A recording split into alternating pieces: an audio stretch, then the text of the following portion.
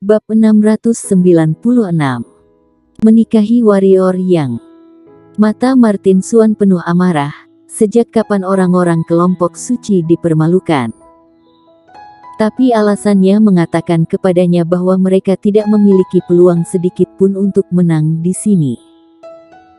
Dan begitu terjadi konflik antara kelompok suci dan klan api suci, konsekuensinya tidak bisa ditanggung olehnya sebagai wali. Memikirkan hal ini, Martin Xuan berkata dengan sungguh-sungguh, Yan Senci, meskipun warrior yang hanya alam bangsawan, kekuatannya sendiri jauh lebih tinggi dari alam bangsawan. Dia ada di klan kamu, dan kamu klan api suci pasti akan menderita akibatnya di masa depan. Kentut. Yan Senci berteriak dan berkata, seorang pendekar hitam dari alam bangsawan akan mengancam aku klan api suci. Apakah kepala kamu terjepit di pintu? Aku pikir kamu mengincar klan api suci aku. Beri kamu satu kesempatan terakhir, sekarang segera keluar atau aku akan meninggalkanmu tanpa abu. Martin Xuan sesak dadanya, organ internalnya hampir kacau. Suatu hari kalian akan menyesalinya. Martin Xuan menatap Yan Senci dengan dingin, lalu berbalik dengan lelaki tua di sampingnya untuk beberapa kilatan, dan menghilang di dalam magma. Setelah Martin Xuan berdua pergi, lelaki tua di samping Yan Senci berkata dengan sungguh-sungguh, Yan Senci, aku pikir lebih baik mengirim seseorang untuk menjaga di luar di masa depan, kalau tidak aku tidak tahu kapan manusia ini akan masuk. Yan Senci berkata dengan dingin, akhir-akhir ini manusia semakin lancang. Demi aku, batu kristal api klan api suci, semakin banyak pendekar hitam klan manusia yang menyelinap ke magma bawah tanah. Sepertinya kita masih terlalu baik barusan. Mulai sekarang, jika menjumpai pendekar hitam klan manusia yang mencuri batu kristal api, kita tidak perlu mengusirnya, bunuh saja. Seharusnya begitu dari dulu. Pria tua di samping api merah setuju. Pada saat ini warrior yang merasa pusing, seolah-olah dia telah dilelehkan, dia sangat berat. Di tubuh dan wajahnya sudah mengelupas, berdarah, dan dia tampak seperti pria berdarah, sangat mengerikan dan menakutkan. Kalau orang biasa, biarpun badan bisa tahan, rohnya juga tidak tahan, karena suhu panasnya sungguh menakutkan. Sekarang, yang dia andalkan hanyalah kemauan. Tekad yang kuat membuatnya berjalan maju secara naluriah. Ya, dia tidak terbang saat ini, tetapi berjalan. Tidak tahu berapa lama, warrior yang jatuh. Dan tidak lama setelah warrior yang jatuh, seorang gadis tiba-tiba keluar dari magma di kejauhan. Gadis itu berumur sekitar 20 tahun, dengan alis pedang dan mata almond, kulit putih seperti batu giok, mengenakan baju kulit merah lembut, yang membungkus erat tubuhnya yang ramping. Lekukan dan tonjolan yang menonjolkan sosoknya sangat panas dan seksi. Di tangan gadis itu, dia memegang sepasang palu merah besar yang sangat tidak cocok dengan tubuh gadis itu. Palu itu sebesar 2 kepala orang dewasa dan gadis itu memegangnya di tangan giok mungilnya, yang terlihat sedikit aneh. Gadis itu berjalan ke depan warrior Yang. Ketika dia melihat api hantu melilit warrior Yang, gadis itu mengangkat alisnya dan berkata, api spiritual langit dan bumi. Dia berkata, dia menatap warrior Yang. Tiba-tiba alisnya sedikit mengernyit dan berkata, alam bangsawan. Dengan cara ini, gadis itu memperhatikan warrior yang dalam diam untuk waktu yang lama, ragu-ragu di matanya untuk waktu yang lama, dan kemudian berkata, baiklah, kamu saja orangnya. Kemudian, dengan gerakan tangan kanannya, api hantu tiba-tiba menjadi api kecil dan jatuh di tangannya. Api hantu awalnya melawan, tapi tidak tahu apa yang digunakan gadis itu, dan segera, api hantu terdiam. Meskipun api hantu disimpan oleh gadis itu, warrior yang baik-baik saja, karena entah kenapa magma melewati warrior yang dan meninggalkan tempat warrior yang tanpa magma.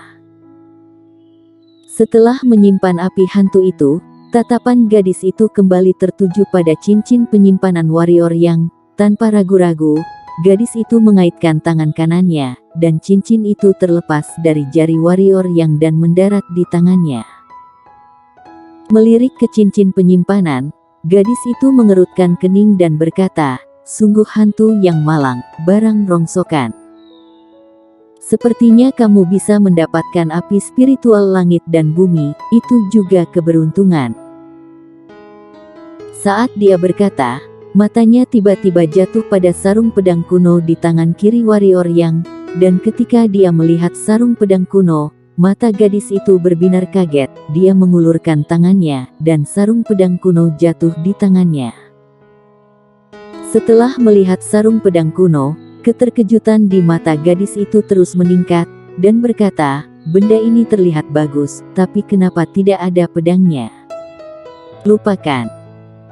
Lalu dia menatap warrior yang dan berkata, "Barang-barang ini akan menjadi milik aku di masa depan, dan mereka akan diperlakukan sebagai mahar kamu. Aku akan menghitung 3 sekarang. Jika kamu tidak bersuara, maka kita akan memutuskannya begitu. 1, 2, 3. Gadis itu tersenyum dan berkata, "Baiklah, jika kamu tidak bersuara, aku akan berasumsi bahwa kamu setuju. Baiklah, kamu akan menjadi suami aku, Remy, mulai sekarang." Gadis itu mengulurkan tangannya dan mengangkat warrior yang, kemudian bergerak dan menghilang di tempat. Tidak tahu berapa lama, kesadaran warrior yang pulih sedikit. Samar-samar, dia mendengar beberapa suara.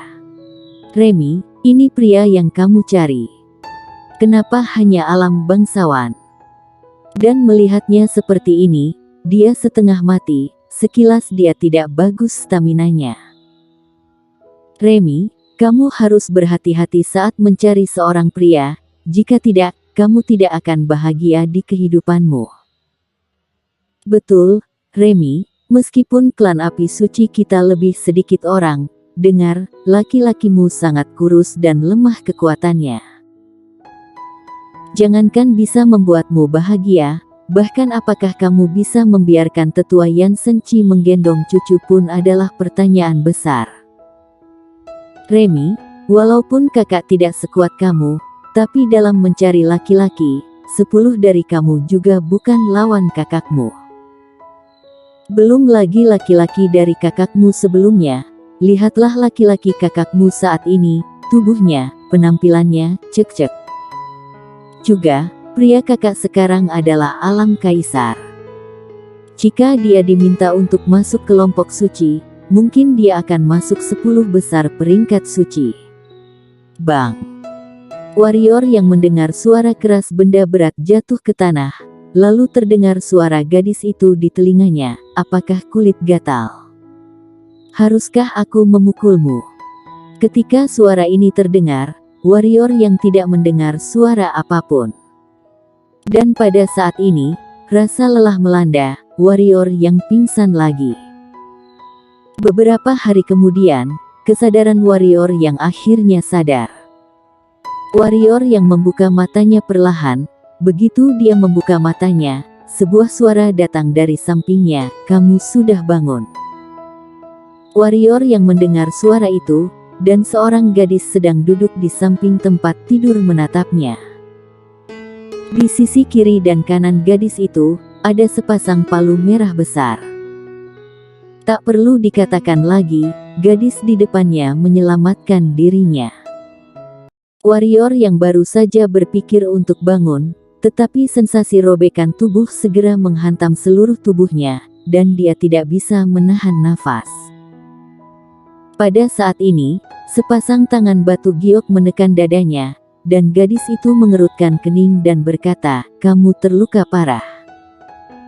Bukan hanya organ dalam saja yang rusak, bahkan energi kehidupan di permukaan tubuh hampir habis."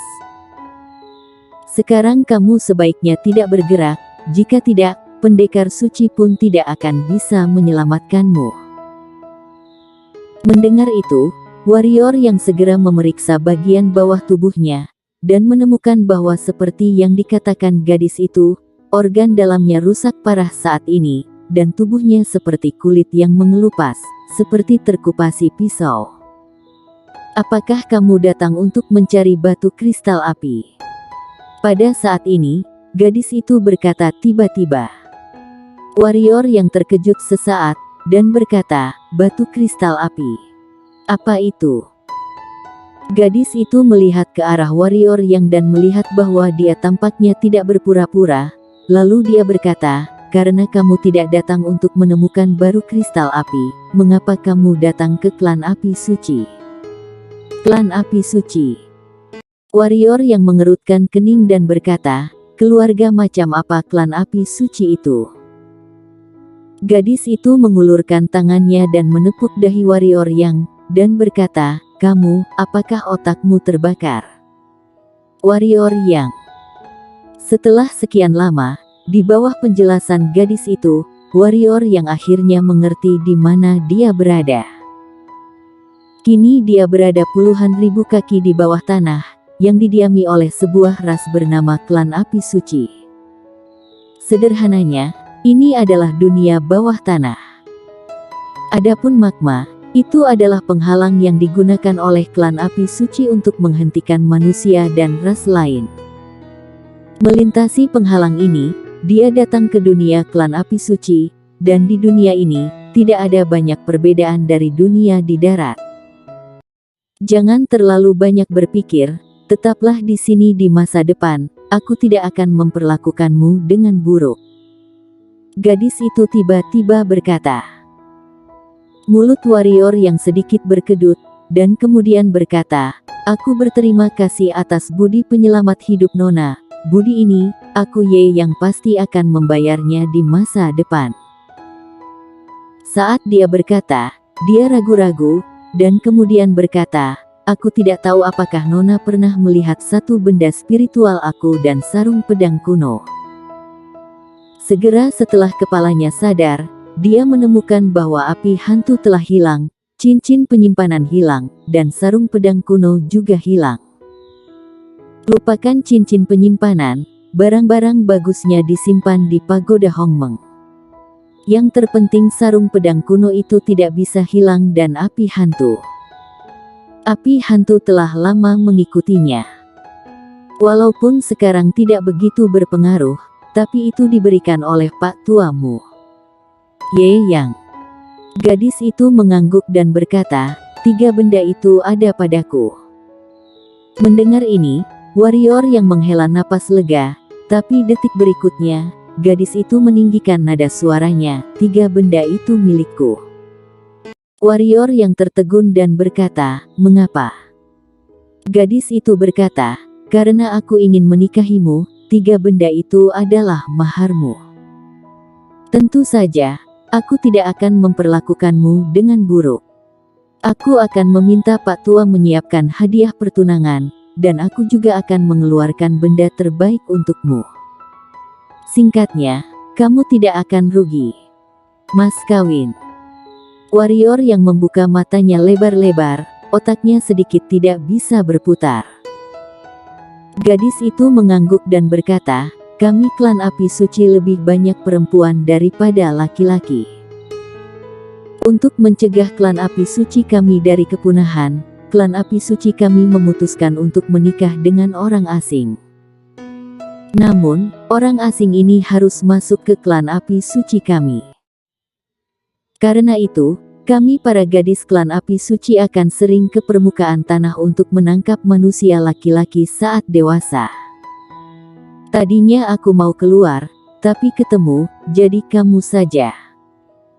Warrior yang membeku sebentar, lalu tersenyum pahit, dan berkata, gadis ini, aku mengerti kebaikan kamu, lapar, tidak, bagaimanapun, aku sudah punya istri. Jadi, tiba-tiba, suara warrior yang berhenti tiba-tiba, karena gadis yang awalnya pendiam tiba-tiba menjadi ganas, Dan kemudian sebuah palu datang ke warrior yang hanya berjarak 3 cm dari dahinya, dan tekanan palu yang kuat mengguncang tempat tidur warrior yang berbaring hingga tiba-tiba retak. "Jadi kamu ingin menolakku, kan?" Suara gadis itu dingin sampai ke tulang. Warrior yang bersambung. "Kah,